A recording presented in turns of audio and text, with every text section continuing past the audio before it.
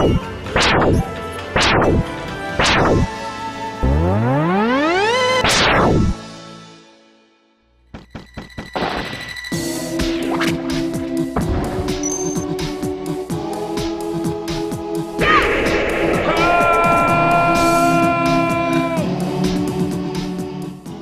everyone, this is RRPG here, and I have another 2 cents video on the 2 cents block just for you.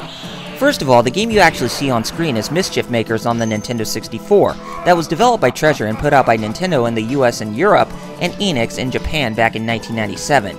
This game is very colorful, and one of the first games to ever incorporate the feeling of 2.5D in gameplay, as Mischief Makers is mostly a side-scroller. Other than that, this underrated gem is very decent with some great gameplay and challenge that is very aggravating, but fun in the same setting. Pick up a copy if you haven't, and constantly beg at both Nintendo and Square Enix about why they haven't released this game on the Virtual Console yet. That's another game that needs the Virtual Console treatment as much as Donkey Kong 64. Man! As you would have guessed, this news bit is actually another Nintendo news story because I am a big fan of Nintendo and will pick up the Wii U this holiday. Anyway, the news story is based on an interview through GameIndustry.biz, and the former EA veteran named Bing Gordon shared his thoughts on Nintendo and where he sees them in the future. To be frank, he sees Nintendo going through the software-only route that Sega went through when they stopped making consoles, as he believes they will become a primary software company only. These are a couple of the questions he was asked about Nintendo and their launch with the Wii U. What do you think of the Wii U's chances this Christmas and beyond, especially facing tablets like the Nexus 7 for $199 that are pretty good game devices? Is that going to make it tough for the Wii U? I think Nintendo's already on track to become primarily a software company. We saw that with Sega back in the day. Sega made some missteps and became primarily a software company. Nintendo hasn't really made missteps. Nintendo probably has better creative talent and better leadership now than Sega did. It's got the most robust business model, the best creative talent. Miyamoto's still the best in the business. Apple's most directly competitive with Nintendo. So far, when Miyamoto makes a perfect game, in his career he makes games worth $200. It's worth buying a system for.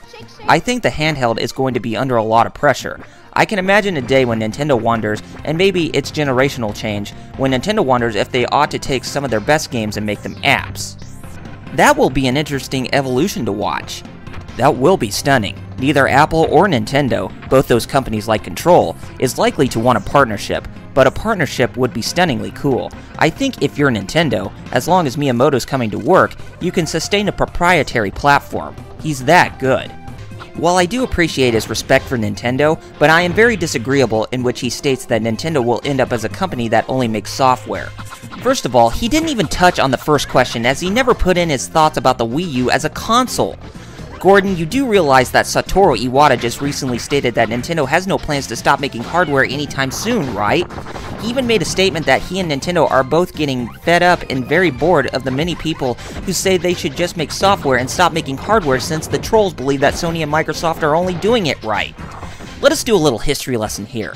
When Nintendo showcased the Wii within the previous console generation, it was going to be a generation behind graphics as they were mostly toward the aspect of going for motion controls and innovative ways on how to play games. People were skeptical at first, but the sales picked up after more people were buying it and with some of those games to boot.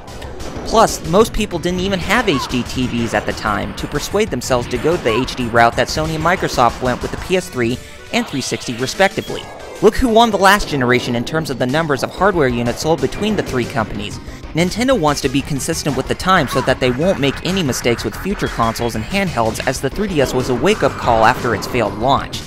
Plus, if Nintendo decided to quit making hardware, then they wouldn't make any more games and their core franchises would die in the process. I think you and all the other people who believe that Nintendo should stop making consoles and other hardware need to stop being skeptical and start looking at their way of thinking, because they are trying to save the game industry, after we have seen this epidemic of sequels that have plagued this console and handheld generation throughout the past decade.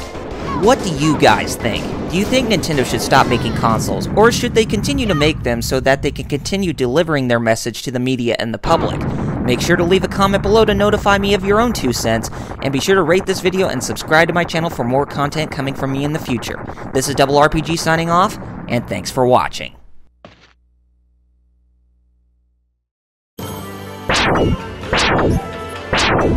Wow.